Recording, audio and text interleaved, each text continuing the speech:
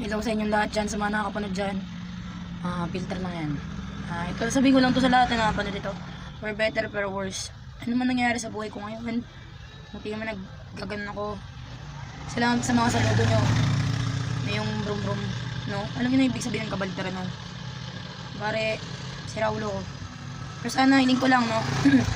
Huwag naman ako inaaning lagi. Dahil hindi naman tayo para masira ng ulo. Sila nakakapanood dito, nahihirapan man ako ngayon. May ngayos din ako after nito. Marami lang ako inayos ngayong buwan na to.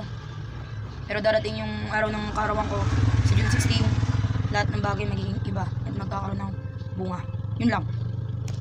At what about in 2028? That depends on you. What I promise depends of my life. Depends of you. No? Depende kung kayo ay naniniwala sa akin o hindi. Pero hinihiling ko na sa inyo lahat. Huwag niyo akong gawin tarantado. Huwag niyo akong gawin siraulo. Kasi sinisira niyo lang kung ano yung buhay ng buhay natin. Lahat tayo nahihirapan sa buhay, diba? We know the life is so hard to work.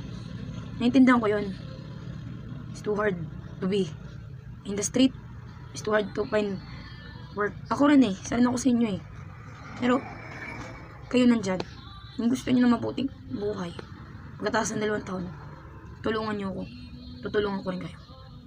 Nasa sa inyo na yan. Basta ako, lalaban man o hindi. Ako si Steven Barleta. Nagpapakatotoo sa lahat. Tao na ako panood dito. Gayon man ako, adik ko si Raulo.